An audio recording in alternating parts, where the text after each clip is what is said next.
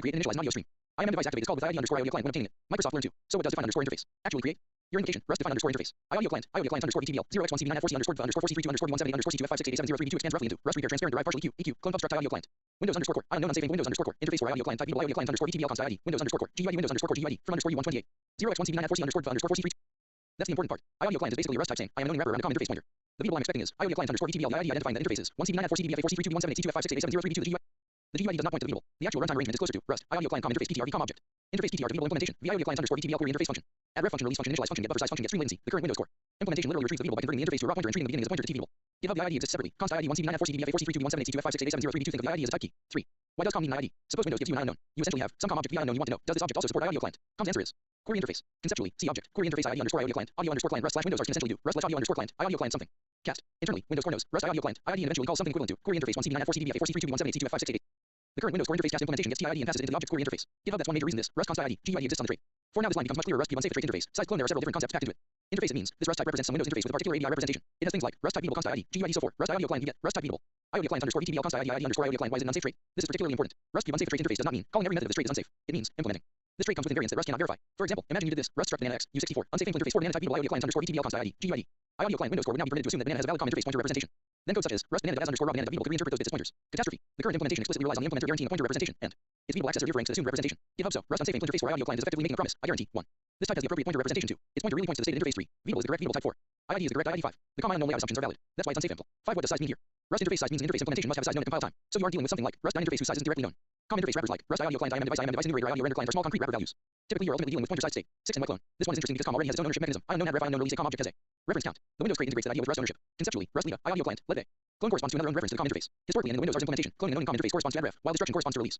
GitHub plus 1 so you get a nice mapping. Com rest add ref, clone release, drop that is a very important connection when you're reading cpal's Windows backend. 7 now transmute underscore copy the current signature is rest up instance safe of transmute underscore copy src dst src src dst rest describes it essentially as interpret the source memory as the destination type and copy that resulting value without moving the original source. Rest documentation a simple example rest let bits u32 0x3f8 00000 let value f32 unsafe stdmem transmute underscore copy bits sprinkled value those bits 001111110000000000000 when interpreted as IEEE 754 f32 mean 1.0 so no numerical conversion happens. It's reinterpretation of the bits. Compare rest let 1 underscore u32 let f32 which produces 1.0 through an actual numeric conversion. Whereas transmute underscore copy is more like take these raw bits downward arrow pretend they represent another type downward arrow copy them into that type. The rest documentation warns that DST larger than SRC is undefined behavior and in general the resulting bit pattern must represent a valid destination value. Rest documentation 8. Why does Windows core use transmute underscore copy so much? Now we arrive at the real reason. Look at the current implementation. Rest underscore raw self must underscore void unsafe transmute underscore copy self GitHub suppose conceptually we have rest repair transparent. Struct iaudio client unknown and ultimately unknown contains something equivalent to 0x00000193701000 which is a common interface pointer. Memory might look like iaudio client 0010738901. Those bytes are already the pointer. So Windows core needs rest must underscore void for the c/com API. Rather than performing some logical conversion, it says rest transmute underscore copy self meaning approximately copy the pointer bits contained by this wrapper end. Interpret them as must underscore void. So iaudio client wrapper bits pointer value transmute underscore copy downward arrow must underscore void same. Pointer no com operation has happened there. No allocation. No lookup. No query interface. It's simply crossing the rest representation rightward arrow API representation boundary. 9 why not just access point 0 for this specific generated type. Rest iaudio client unknown you can imagine doing something like rest self. 0 as underscore raw but interface is generic. Rest info t interface x t the trait doesn't say. Rest t has a field called 0 rest has no idea what fields arbitrary t contains. Instead, the unsafe interface contract promises the representation. So generic Windows core code can say rest transmute underscore copy self because the unsafe implementation is promised. Self has the appropriate interface. Pointer representation. That is a major reason unsafe trait interface and transmute underscore copy are tightly related. 10 there's a particularly good ownership example in Windows core. Look at these two operations from the current source. Rest underscore raw self must underscore void unsafe transmute underscore copy self versus rest into underscore raw self must underscore void let raw self. As underscore raw forget self raw GitHub why forget self because transmute underscore copy copied the bits. It didn't move ownership out. Imagine self com pointer p transmute underscore copy downward arrow raw com pointer p now both contain p. If self were dropped normally, drop downward arrow release p but you just told the caller here's known raw pointer p. The caller thinks it owns that reference. So into underscore raw intentionally does. Rest forget self to suppress rest drop. The ownership transfer becomes before rest owns p into underscore raw after. Rest no longer owns p raw caller owns p. That's a beautiful example of why this code looks strange. The Windows crate is manually bridging rest ownership semantics and com reference counting semantics. 11 from underscore raw goes in the opposite direction. Current Windows core has effectively rest unsafe from underscore raw must underscore void self unsafe transmute underscore copy raw with contract that the raw pointer must actually be a known pointer to the correct interface slash beatable. GitHub so must underscore void pointer p downward arrow transmute underscore copy iaudio client pointer. P now rest gets known wrapper around the com pointer. Again, no object has moved in memory. You're changing how rest interprets the pointer bits. 12 the three things are therefore connected this whole construction. Rest unsafe trait interface size clone plus rest repair transparent struct iaudio client unknown plus rest transmute underscore copy is one coherent design. Think of it like this. Com world raw interface. PTR API boundary. Transmute underscore copy rest wrapper. Iaudio client beatable iaudio client underscore ETBL. GUID how to call it what interface is this? And the unsafe interface is the declaration connecting all of those facts. Rest unsafe interface for iaudio client type beatable iaudio client underscore ETBL const ID GUID from underscore U128. 0x1cv9F4c underscore underscore 4c32 underscore 178 underscore C2F5688703B2 so when you're reading cpal's ways backend, I mentally translate rest iaudio client into a rest owned common interface pointer whose function table follows. Iaudio client underscore ETBL whose common identity is ID 1cv9F4cdbfa4c32 C2F5688703B2. The mental model will make a lot of the Windows backend suddenly less mysterious. I think I'm gonna spend more time talking to GPT to try to clarify these things about the associative type here and how to go to the definition. What strategy can I use? Also, there's a little bit like it does make sense what it says here about the transmute copy, but it's a little bit unclear when it talks about like he's going over the ABI or something.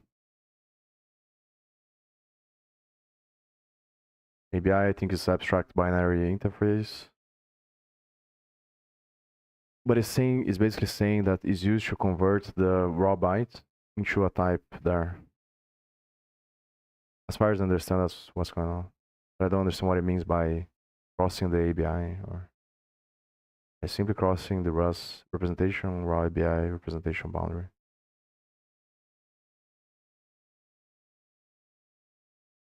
Maybe I'm gonna ask this offstream.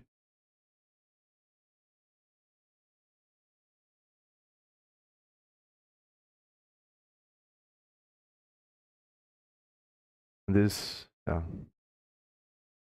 But as I build this website, next time that I stream, then I'm going to, yeah, I'm gonna go back and forth probably.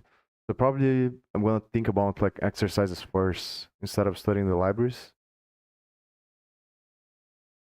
And as I think about this, then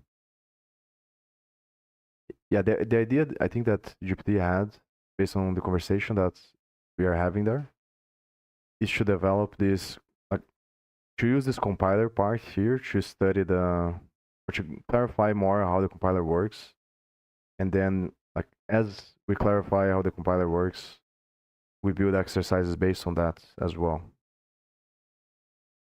So I'm gonna try to clarify more as well upstream how to think about this and associative types. I think the biggest part that I'm thinking about now is what strategy can I use to go to the definition faster in these kinds of situations. And also how to clarify the parts of the libraries or the parts of the code that I can see on the IDE because they're generated by the compiler. I think that as I develop that, probably the best order is going to be to develop the, or to use this part here to explore on how to answer these questions. And through this exploration, I build the exercises to train the fundamentals. The one thing that we were discussing is that most exercises, they focus on the effect and not the cause. So it's a bunch of quizzes, for example, that tests whether or not you, for that specific situation, you understand what is going on. But then you have to derive yourself, like, why does that happen? And I want to do the opposite. Is like figure out how the compiler sees the language. Because then once you find out the fundamental thing, then obviously all the examples are solved. So I'm going to stop streaming now. And next time I'm going to go over Candle. And then I'm probably going to try to go over Candle fast. And I'm going to continue to develop the website. So see you then.